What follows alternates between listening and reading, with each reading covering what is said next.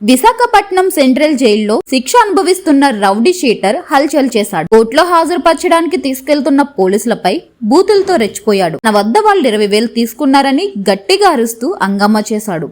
నలుగురు పోలీసులు అతడిని నిలువరించేందుకు ప్రయత్నించగా వారిపై తిరగబడ్డాడు. దాడి చేసేందుకు ప్రయత్నించాడు. ఇందుకు సంబంధించిన వీడియో వైరల్ అవుతుంది.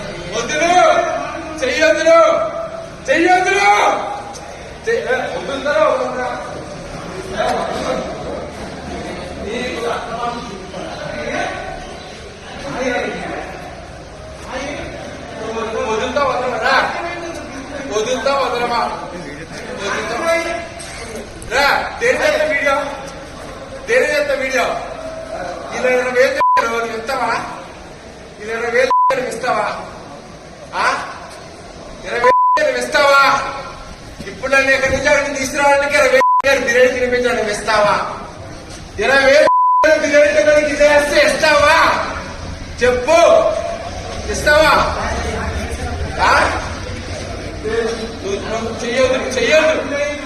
చేతులు నాకు వస్తుందే బాగుండదు. నా కాళ్ళు పని చేసంటే మీరు అందరూ తిండిపోతారు. చేయదు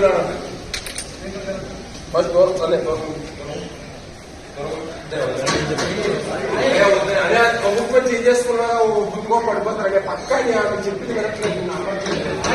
ఎన్నో చేస్తే అది మీరు ఎక్కడ చూస్తారు, ఎక్కడ పడిపోద్ది రక్తం, మన ఇంట్లో అంటే పడిపోద్ది. అది సమయంలో పడుకోము.